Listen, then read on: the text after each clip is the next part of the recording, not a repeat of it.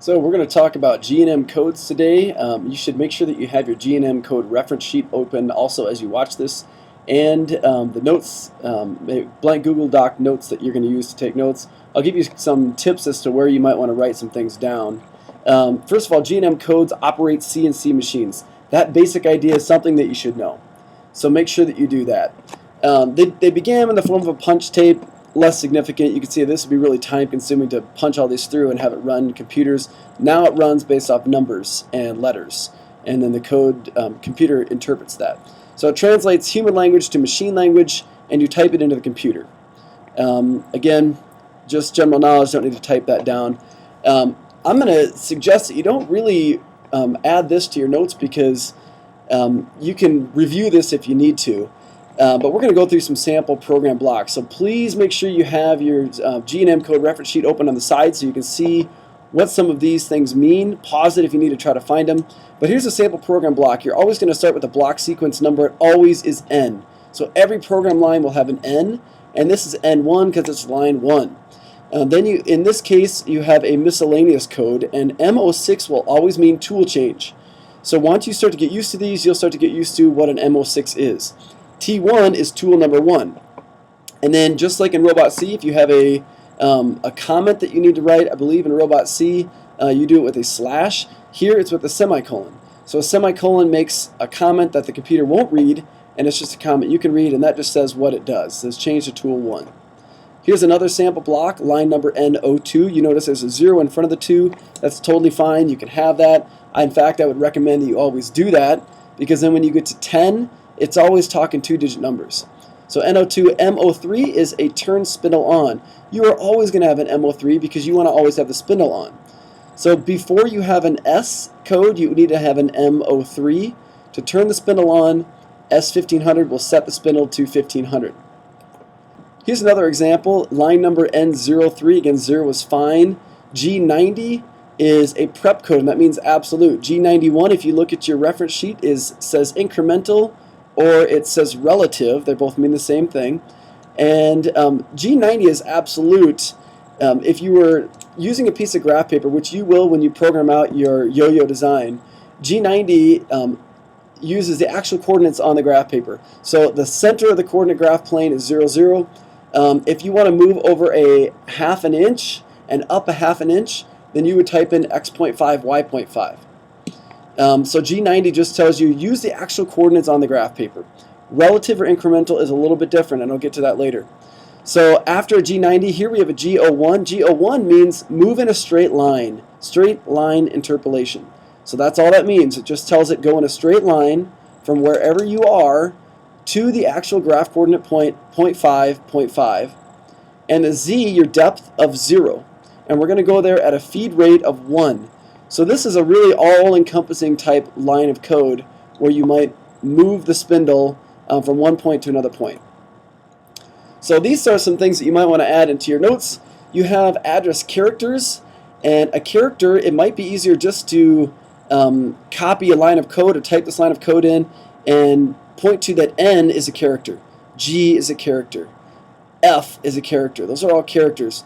You can see that the X, the Y, the Z, those would all be characters. So any letter before is a character.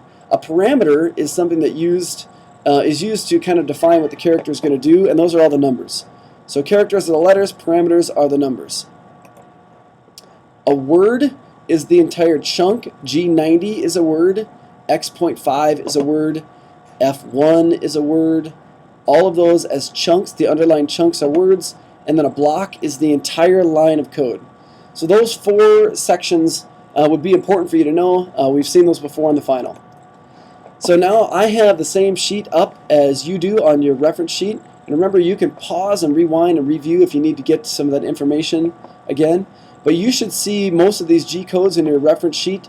G90 is absolute, G91 is relative or incremental. G00 means rapid traverse. This makes the milling machine run as fast as it possibly can from one point to another. G01 is move in a straight line with a certain feed speed. So after G01, you'll have to have an F for feed speed. G02 tells you to go in a circle clockwise G03 in a counterclockwise circle, and we typically don't use G04 or G05 dwell or pause, but you should note these because the Project Lead the Way final sometimes asks these. So let's talk about how to do arcs or circles. If you're going to do an arc in absolute, you might first move to the point 1, 1, or sorry, it looks like we're going to start at this point. You might first move to the point 1, 2. So here's our example. N0, so we're at the 0 line, very beginning. We're going to set it up to run in absolute coordinates, G90. And now our next line of code, do you notice they didn't do N1? You can put whatever number you want next for after N, as long as it's bigger than the first number. So they could have done N1, and they chose N5. And it's kind of nice to actually do this. I usually go by evens, because then if you miss a code that you want to insert something, then you have space. You could call something in here in N1, 2, 3, or 4 without having to renumber every single thing in here. So it is kind of a good idea to go maybe by even numbers or even by 5s or by 10s if you want. Now we're saying G01, so go to this point, x1, y2, in a straight line to x1, y2. So we move to that point.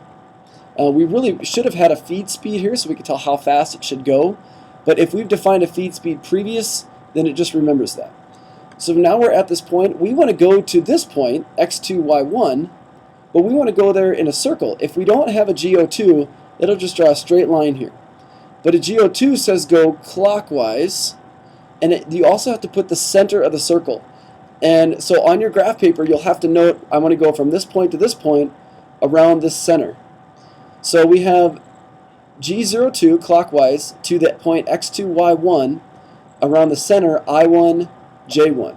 So we're going this direction around this center.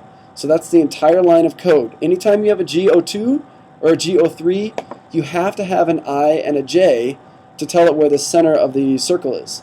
Now if we would have made this G03, that's going counterclockwise, it would have drawn all the way around like this, because it's still going to this point around the center. So that gives you kind of an idea of how you might make a curve. Now relative or incremental.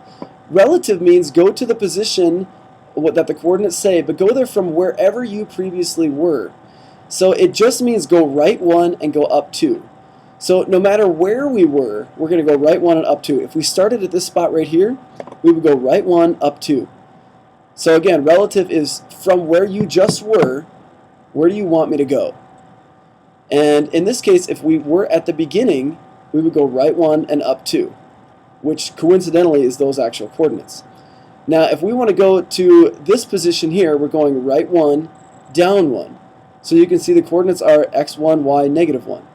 So we're going right 1, down 1, and we're going around the center from this point of I, because I represents the x coordinate.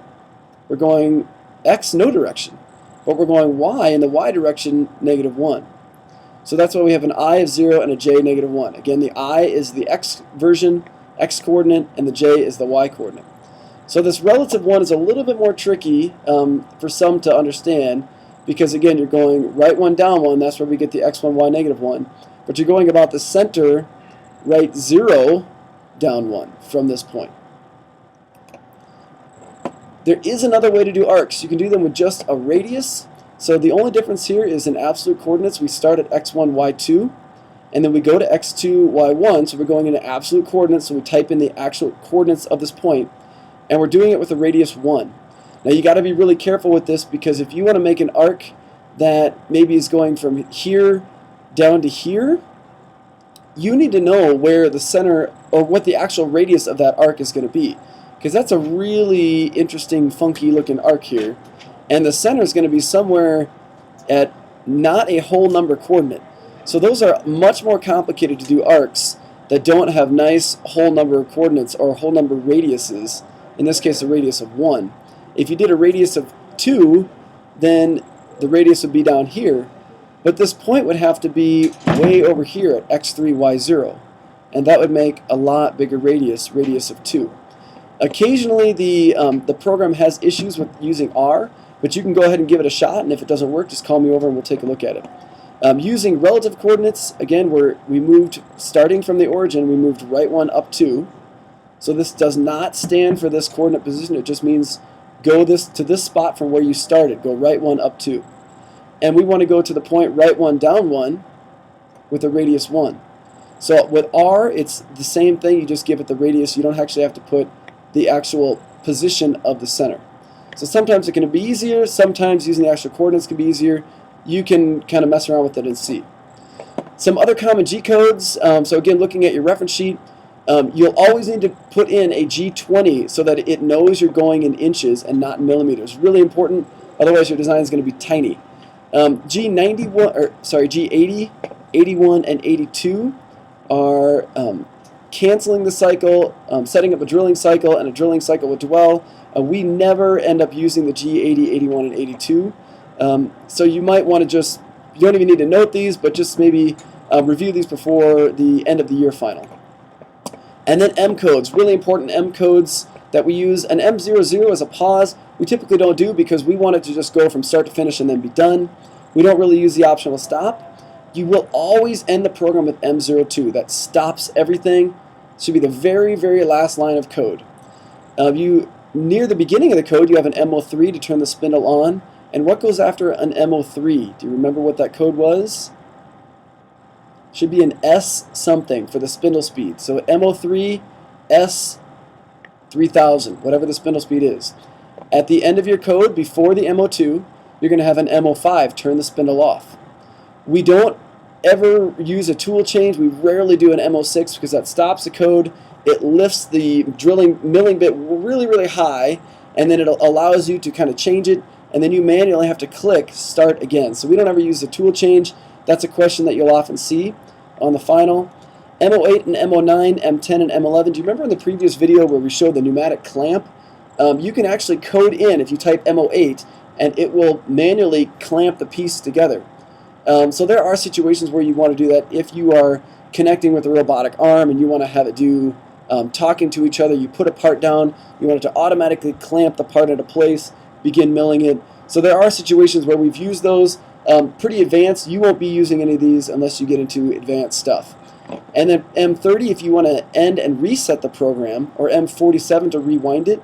So again, if you're trying to use another robot to communicate and you want the code to repeat, then you would use an M47 to rewind, and M30 will just end it and reset it, maybe if you're checking for an error. So some code suggestions. Same code is not required to be repeated on every single block. So if you set an F, a feed speed, on the first block, as long as that feed speed is the same for the next few lines of code, you don't have to rewrite it again. Tab remarks away from code to facilitate troubleshooting program. So after your semicolon, if you push the tab button and kind of slide them all over, it does help with comments. You always need to specify absolute or relative coordinates and inch or metric units, so always give a G90 or a G91 at the beginning. And we're not really going to do tool change, so we don't need to really be concerned with this. Spindle speed should always be indicated, so after an MO3 you need to have an S. You need to move your tool to start position in 2 lines. So first you would move it in the XY plane and then in the Z. You don't ever want to go diagonally down into something, because we have good bits that we don't have to worry about them breaking. So go left and right and then plunge. And this prevents the ramping or cutting the part or cutting into the clamp, which is really kind of a freakish, scary thing when that happens. Always raise the tool out of the stock at the end of the program. So at the end you would type in maybe Z going up 3 inches, just get it way out of there. Makes it really easy to get your block out of the way. Always move the table to a safe position, and I'll talk about that in a code later. And then end with MO2. So in the next video series, I'm going to walk you through how to actually code the absolute parts and relative parts.